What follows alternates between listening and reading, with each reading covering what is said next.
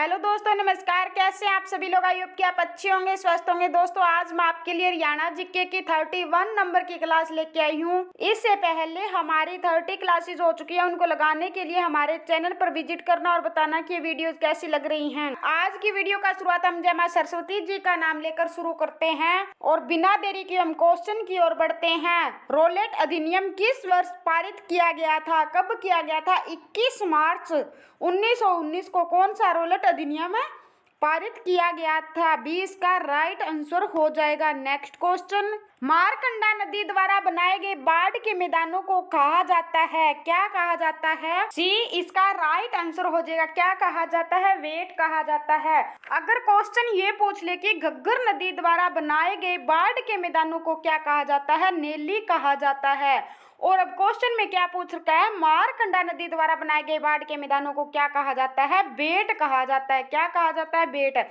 अब मारकंडा नदी, सबसे पहले हमें नदियों का वर्णन किस में मिलता है?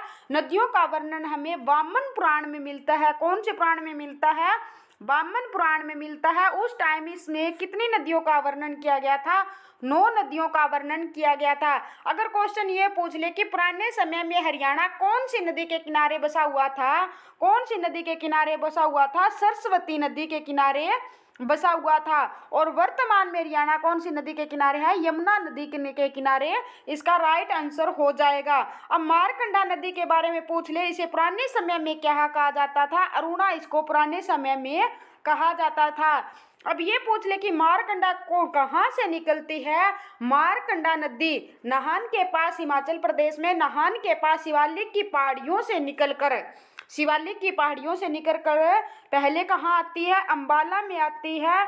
अंबाला के बाद कुरुक्षेत्र में आती है, यानी के यूके में आती है। के यूके के में जाकर सरस्वती नदी में मिल जाती है और फिर ये क्या है? घग्गर नदी में मिल जाते हैं। मारकंडा नदी की महत्वपूर्ण उपनदी पूछ ले तो कौन सी होगी?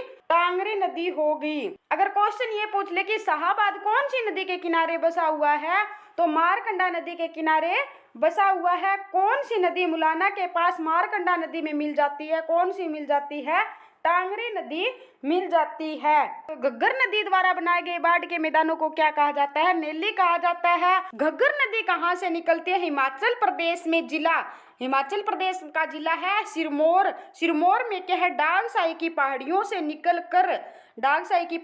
से निकलकर हरियाणा में पंचकुला के कालका से अंबाला, फिर पंजाब के संगरूर में चली गई, फिर वापिस क्या है? कैथल में आती है, फिर वापिस पंजाब में गई, फिर फतेहाबाद में आती है और फिर सिरसा आई, फिर राजस्थान हनुमानगढ़ में चली गई थी। और घग्गर नदी की लंबाई पूछ ले कितनी है? 292 किलोमीटर क्या है? इसकी टोटल लंबाई हरियाणा में रहने वाली है। और घग्गर नदी क्या है? घग्गर नदी बरसाती नदी या मानसूनी नदी भी कहा जाता है। घग्गर नदी पर क्या है? एक बैराज बांध है। कौन सा है? ओटू हेड बैराज कह लीजिए या बैराज बांध कह लीजिए। ये सिरसा जिले में है, जो कि ये मिट्टी से बना हुआ हरियाणा का सबसे बड़ा बांध रहने वाला है। और ये पूछ ले कि घग्गर नदी हरियाणा की कौन सी दिशा में बहती है? उत्तर पश्चिम दिशा में बहती है। और घग्गर नदी में जो छोटे छोटे नाले मिलते हैं उन्हें क्या कहा जाता है? चो कहा जाता है। क्या कहा जाता है? चो कहा जाता है। और पाकिस्तान में इस नदी को किस नाम से जाना जाता है? हकरा नदी के नाम से भी जाना जाता है। नेक्स्ट क्वेश्चन, हरियाणा की किस सीमा पर यमुना नदी बहती है? कौन सी सीमा पर बहती है? पूर्वी सीमा पर कौन सी नदी बहती है? यमुना नदी बहती है। यानी यमुना नदी उत्तराखंड के नामक यमुनोत्री बंदरपूछ ग्लेशियर से निकलकर या हरकी दून से निकलकर यमुनानगर के ताजे वाला स्थान है या हथनी कुंड बैराज है, फिर क्लेशियर राष्ट्रीय उद्यान जो कि नजदीक है में प्रवेश किया, फिर करनाल, फिर पानीपत, फिर सोनीपत, फिर दिल्ली, फिर फरीदाबाद, फिर पलवल के हसनपुर नामक स्थान में यूपी की ओर चली जाती है। हरियाणा और उत्तर प्रदेश के बीच में यमुना नदी कितने किलोमीटर की सीमा बनाती है? 320 किलोमीटर की क्या है? सीमा बनाती है। अगर टोटल भारत में यमुना नदी की लंबाई पूछ ले कितनी है? 1376 किलोमीटर की पूरी भारत में लंबाई रहने वाली है। अगर हरियाणा में पूछ ले तो 320 किलोमीटर की सीमा बनाती है। यमुना नदी को क्या कहा जाता है? यमुना नदी को सद्दा नीरा कहा जाता है, नित्य वाहिनी कहा जाता है, बारामासी कहा जाता है, यम की बहन कहा जाता है, सूर्य पुत्री कहा जाता है, छाया पुत्री कहा जाता है। इन नामों से क्या है? यमुना नदी को जाना जाता है। और पंजाब में अगर बारहमासी नदी बहने वाली कौन सी है? सतलुज नदी है। और यमुना नदी से क्या है? 2 नहरें निकाली गई है। इस सीमा पर क्या है? यमुना नदी बहती है। इस यहाँ पर क्या है? हथनी कुंड बैराज है। इसे एक नहर तो हरियाणा की तरफ निकाल दी, जिसे किस नाम से जाना जाता है? पश्चिमी यमुना नहर से के नाम से जाना जाता है। और एक इधर वो यूपी की साइड निकाल दी, तो इसे कौन सी यानी नहर के नाम से जाना जाता है? पूर्वी यमुना नहर के नाम से जाना जाता है। और फरीदपुर में अंगपुर बांध है जो कि यमुना नदी पर है। ओखला बांध भी पूछ ले तो कौन सी नदी पर है? यमुना नदी पर है। नेक्स्ट क्वेश्चन, हरियाणा में गर्मी का मौसम कब से कब तक होता है? अप्रैल से जून तक हरियाणा में गर्मी का मौसम होता है। नेक्स्ट क्वेश्चन, अकबर का पुत्र था। अकबर का पुत्र कौन रहने वाला है? हुमायूं क्या है? अकबर का पुत्र रहने वाला है। नेक्स्ट क्वेश्चन, हवेन स्वांग डैश के शासन के दौरान भारत आया? किसके शासन काल में आया था? है से हवेन स्वांग हो गया, है से क्या हो गया? हर्षवर्धन। तो हर्षवर्धन के शासन काल में आया था। इसने कौन सी पुस्तक लिखी थी? इसने हवेन स्वांग ने कौन सी पुस्तक लिखी थी? CU की क्या है? इसने पुस्तक लिखी थी। कौन सी लिखी थी? CU की पुस्तक लिखी थी। हवेन स्वांग को क्या कहा जाता है? यात्रियों का राजकुमार कहा जाता है। क्या कहा जाता है? यात्रियों का राजकुमार किसे कहा जाता है? हवेन स्वांग को कहा जाता है, राजकुमार कहा जाता है। और ये कब आया था? भारत में पूछ ले तो ये कब आया था? भारत में 629 ईस्वी में क्या है? ये भारत में आया था। और हरियाणा में कब से कब तक रहा था? ये हरियाणा में 634 से 644 तक क्या है? भारत में रहा था। और हर्षवर्धन का दरबारी कभी पूछ ले तो कौन होता था? बाणभट्ट होता था। और बाणभट्ट की रचना पूछ ले तो कौन सी थी? हर्षचरित और कादम्बरी होती थी। और हर्षवर्धन भी क्या था? एक साहित्यकार था। इसने भी 3 पुस्तक लिखी थी। कौन कौन सी लिखी थी? प्रियदर्शिका, रत्नावली, नागानंद, 3 पुस्तकें इसने लिखी थी। नेक्स्ट क्वेश्चन, भैंस की सबसे अधिक आबादी कहाँ पाई जाती है? बी इसका राइट आंसर हो जाएगा। नेक्स्ट क्वेश्चन, हरियाणा में औरतें सोने से बने हुए गहना परली को कहाँ पहनते हैं? कहाँ पे पहनते हैं? नाक में पहनते हैं। सी इसका राइट आंसर हो जाएगा। नेक्स्ट क्वेश्चन, मोरनी और टिपरा श्रेणियां यानी पहाड़ियों डैश द्वारा अलग करती है? कौन करती है? घग्गर नदी क्या है इनको अलग करती है। ये हरियाणा में 292 किलोमीटर की क्या सीमा बनाती है? इसे क्या कहा जाता है? बरसाती नदी या मौसमी नदी कहा जाता है। और सिरसा जिला में कौन सा बांध रहने वाला है? इस पर बैराज बांध या ऑटो हेड बैराज रहने वाला है। और घग्गर नदी द्वारा बनाए गए बाढ़ के मैदानों को क्या कहा जाता है? नेली कहा जाता है। नेक्स्ट क्वेश्चन, राजा हर्षवर्धन ने एक प्रसिद्ध नाटक लिखा था। कौन कौन सा लिखा था इसने? नागानंद होगी, रत्नावली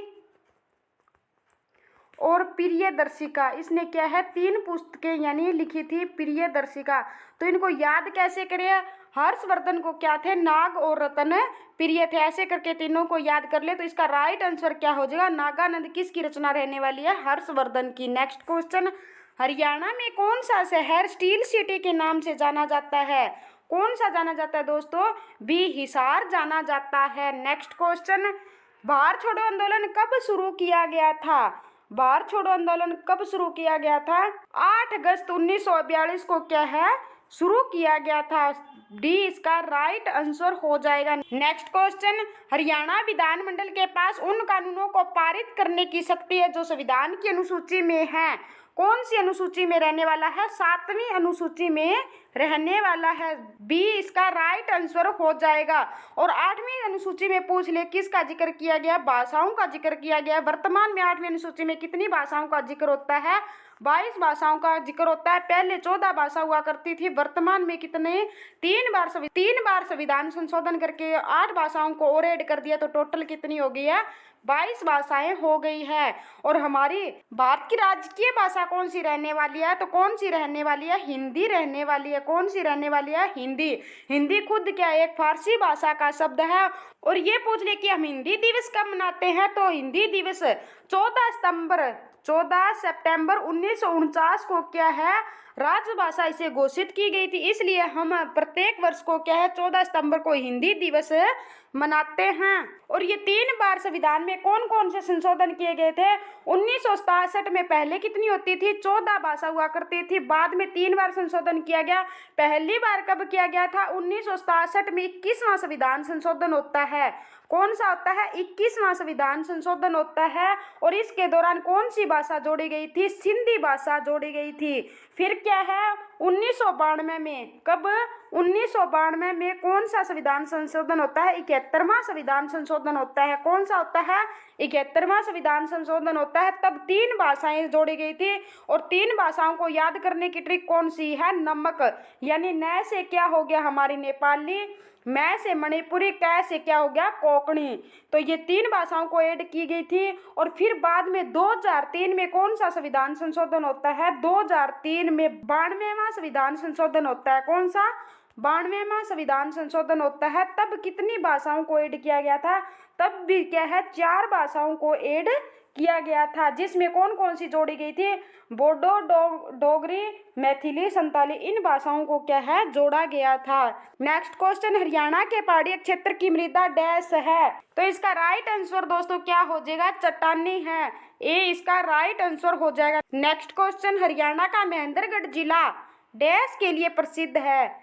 किसके लिए प्रसिद्ध है? लाख की चूड़ियों के लिए प्रसिद्ध है। और झज्जर जिला पतली गर्दन वाली सुराही के लिए प्रसिद्ध है। नेक्स्ट क्वेश्चन, सघन कृषि जिला कार्यक्रम कब शुरू किया गया था? तो इसका राइट आंसर दोस्तों क्या हो जाएगा? 1960 को क्या है? शुरू किया गया था। ये इसका right answer. Next question, Indian society of agronomy की स्थापना कब हुई थी? ये बताना है, काम नहीं, कब हुई थी? तो इसका राइट आंसर दोस्तों क्या हो जाएगा? कब होती है? 1958 में होती है। Next question, Indian institute of petroleum कहाँ स्थित है? कहाँ पर स्थित रहने वाला है? देहरादून में रहने वाला है। डी इसका राइट आंसर हो जाएगा। नेक्स्ट क्वेश्चन, सघन पशु विकास कार्यक्रम कब चलाया गया था? तो कब चलाया गया था? 1964 से 1965 में चलाया गया था। बी इसका राइट आंसर। नेक्स्ट क्वेश्चन, राष्ट्रीय कृषि विपणन संस्थान अवस्थित है? कहाँ पर रहने वाला है? जयपुर में रहने वाला है। जयपुर को क्या है? पिंक सिटी के नाम से जाना जाता है। और हरियाणा की पिंक सिटी किसे कहा जाता है? फतेहाबाद को कहा जाता है। स्टील सिटी किसे कहा जाता है? Steel city. हिसार को कहा जाता है। पित्तल नगरी किसे कहा जाता है? रेवाड़ी को कहा जाता है। एजुकेशन सिटी किसे कहा जाता है? सोनीपत को कहा जाता है। एजुकेशन हब किसे कहा जाता है? रोहतक को कहा जाता है। थैंक यू दोस्तों, नेक्स्ट वीडियो में फिर मिलते हैं। धन्यवाद, गुड बाय।